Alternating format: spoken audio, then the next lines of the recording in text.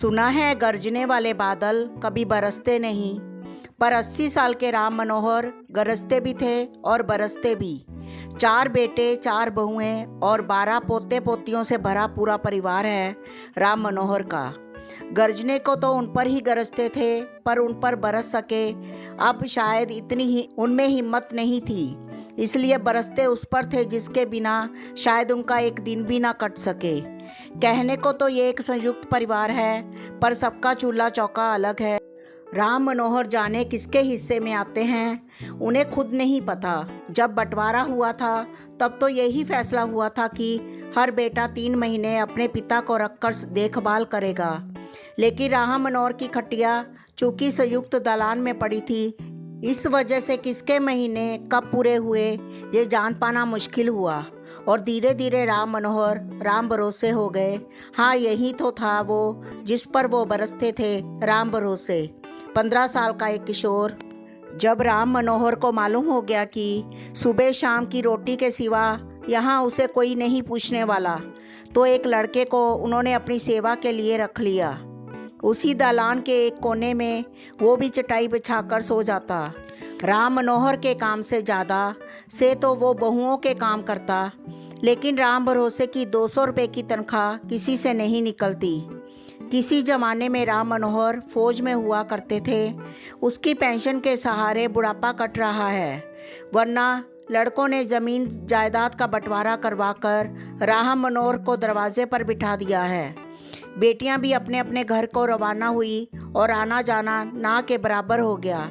आती भी क्यों, तीज त्योहारी के लिए हर भाई एक दूसरे का मुंह देखता था। घर आ भी गई तो विदाई में जो 100-200 राम मनोहर ने दिए सो दिए, वरना बेटे तो ऐसे निर्लज हो गए थे कि जोरुओं के पल्लू से मुंह दाबे खड़े रहते थे। राम मनोहर ने भी अब विरोध करना या उम्मीद करना छोड़ दिया था। एक दिन राम भरोसे को हल्का बुखार हुआ और धीरे धीरे बढ़ता ही गया कि उसने खटिया पकड़ ली। जहां राम भरोसे खुद दूसरों का काम कर रहा था, वही राम भरोसे को अब कोई पानी पूछने वाला भी नहीं था। राम मनोहर से अब उसका ये हाल देखा नहीं जा रहा था और अपने स्वार्थी परिवार वालों को गालियां बकने के अलावा वो कर भी क्या सकते थे।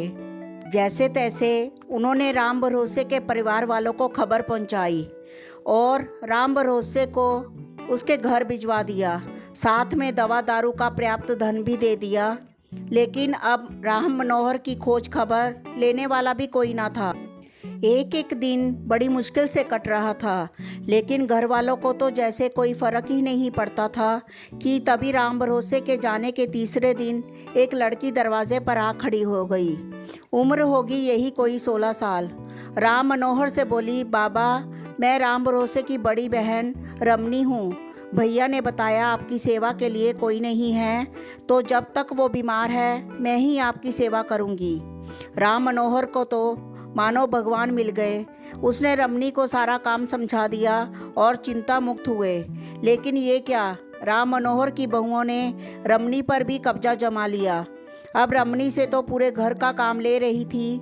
बेचारी रमनी इतनी सीधी थी कि कुछ बोल नहीं पा रही थी और दिन भर 4 घर के काम में खटी जा रही थी।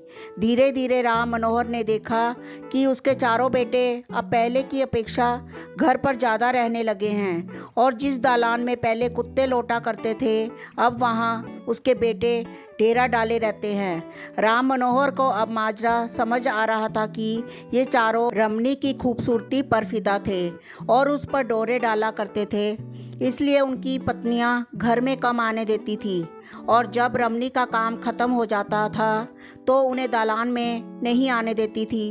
एक दिन ऐसा भी आया कि बहुओं को रमनी का घर में आना खलने लगा, क्योंकि वह ये नहीं चाहती थी कि उनके पति किसी और के रूप का गुणगान करें या किसी और पर लट्टू होते फिरें। और क्या भरोसा कल को सौतन ही बनकर सर पर बैठ जाएं तो क्या करेंगी। रोज़ रोज़ घर में कलेश और झगड़े होने लगे। राम मनोहर ये सब देख रहा था और मन ही मन खुश भी हो रहा था कि अब आया ऊंट पहाड़ के नीचे, क्योंकि बहुएं रमनी को घर से भगाने को कह नहीं सकती, वरना राम मनोहर का खाना पानी सेवा सत्कार उन्हें करना पड़ेगा। और अगर रमनी घर पर रहती है तो उनका वैवाहिक जीवन नष्ट होता जाएगा। एक दिन चारों बहुओं ने आपस में बातचीत की और ये निष्कर्ष निकाला कि अपने ससुर से इस बारे में बात करेंगी। चारों बहुएं राम मनोहर के पास पहुंची और राम मनोहर से साफ साफ बोली कि रमणी को निकाल बाहर करो, जवान लड़की है, कल को कुछ ऊंच नीच हो जाए तो किसी को मुंह दिखाने लायक नहीं रहेंगे। ऊंच नीच क्या कहती हो बहू, कुछ खुलकर कहो। राम मनोहर ने सब कुछ जानते हुए भी अनजान बनते हुए कहा, कुछ नहीं पिताजी, लेकिन कोई भविष्य तो नहीं देख पाया, कुछ हो जाए तो। अब बहुएं अपने पतियों की हरकतें खुलकर कैसे कहती, सो बात घुमाते हुए बोली, अरे नाहक परेशान होती हो, वो तो यही दलान में पड़ी रहती है, मेरा खाना पानी बनाती है, मेरी सेवा करती है, कुछ नहीं होगा। और अगर उसे हटा दिया तो मुझ बूढ़े को तो कोई एक गिलास पानी भी नहीं पूछता। राम भरोसे की जगह तो मैं अब रमणी को ही हमेशा के लिए रख लूँगा। खाना भी अच्छा बनाती है। राम मनोहर ने बहुओं का जी जलाने की कोई कसर ना छोड़ी।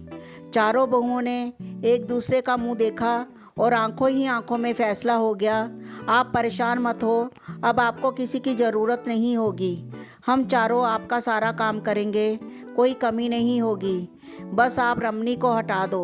सोच लो, अगर मुझे फिर से कोई परेशानी हुई तो रमणी का गांव दूर नहीं है, मैं फिर से उसे बुला लूँगा। राम मनोहर ने अपना आखिरी दांव भी फेंक दिया। चारों बहुएं राम मनोहर के पैरों में लौट गई और जीवन भर राम मनोहर की सेवा करने का वचन दिया। राम मनोहर ने रमणी को विदा किया और ठाठ से दीवान खाने में रहने लगा। बहुएं पूरी लगन से अपने ससुर की सेवा करती और अपने पतियों को भी पिता की सेवा करने को कहती। अब घर की बेटियां भी पूरे सम्मान से अपने घर आती जाती थी। राम मनोहर आज भी रमणी को दिल से धन्यवाद देता है कि अगर रमणी ना आई होती तो उसका बुढ़ापा दलान में ही अनाथों की तरह बीत गया होता और उसकी बहुओं ने उसकी कभी सुध न ली होती। सच ही है, भय बिन होत न प्रीत। धन्यवाद।